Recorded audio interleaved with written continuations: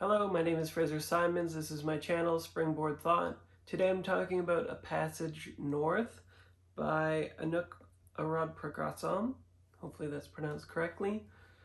This is a book that I've seen around a lot because it's on the Booker Prize. Everyone that I follow has given their thoughts on this book pretty much. I just wanted to sort of poke you even further, I guess, if you haven't made up your mind whether or not to grab the book or not, and say maybe who this book is for, because it's pretty hard to talk about. At least I find it hard to talk about, mostly because I probably consumed the audiobook, which by the way is fantastic. I highly recommend it. It was a long wait, but obviously because it's on demand and well liked. The only reason I got it so soon is because my library got like 5 extra copies or something, so I'm very happy that it's doing well here, even in rural Canada. This book is about a man who gets an email from an old flame, you could say, someone who had a very passionate relationship with.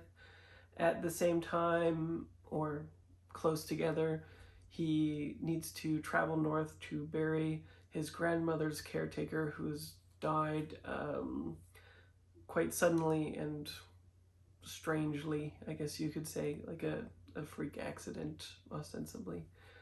And it has all the qualities that I really like usually in fiction, which is a wonderful sense of interiority.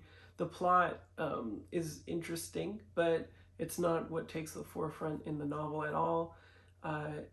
Everything that I can remember from the book, and I'll definitely be grabbing a copy so I can read it physically and tab it and underline it and stuff like that, because I find when I consume an audiobook, it's very like ephemeral and like elusive.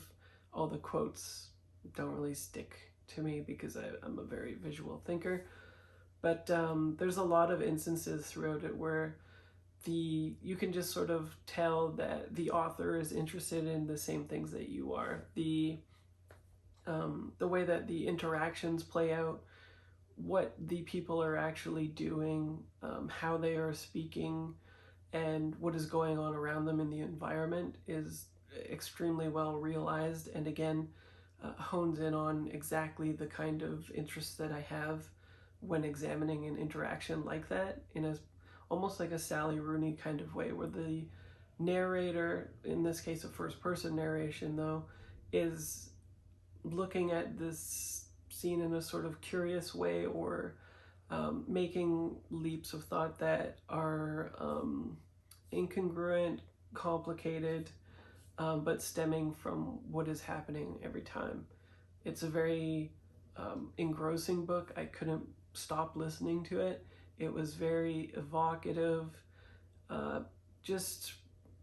Everything flew by. I know some reviews said that the middle was slow, but I think perhaps even just because it was an audiobook, and I was just so interested in what the person was thinking and feeling and verbalizing. I just didn't even notice it all. I think it took me like 12 hours or something like that in total, from the time that I got it to the time that I finished it, something like that.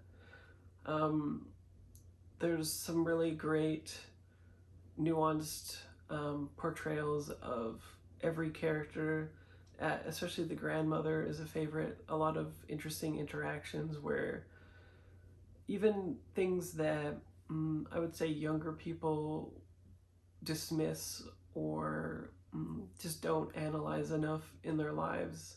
But when you come back to it older, even me in my 30s, when I look at these things, I somewhat have the similar thoughts to it. So, for instance, when he's on the train and looking at the cars going by, there's a bunch of road rage. There's a lot of like fitting the personality of the driver with the car and what is actually happening, like if they're shooting into other lanes or just kind of chill and listening to music, etc. He starts wondering about a specific road rage person, like if they're in a very like empathetic way, instead of them thinking that he's like a dick or something like that. He instead thinks about how like society is constructed in such a way as to like make these blow ups and dust ups and incredibly like impact people with so much stress that they're going through this like sort of performative tension that like just sort of crushes them, and maybe that's why these people act out in these ways, even though obstacles are seemingly minor, until finally they just get to sleep and sort of turn off and accept the world as it is. He also is really good at showing how the relationship in the past is and how it is in the future. It's very dynamic and diverse in how they relate to each other, even not through spoken words. They even, it almost seems like their relationship is fracturing and being put back together after like even the most subtlest interactions. They watch a movie and look at each other, and he's so unsure of what's going on that it seems like it fractures, but then later on they hold hands, and he says even though that it seems like things are being torn apart, it seems like they're actually coming together.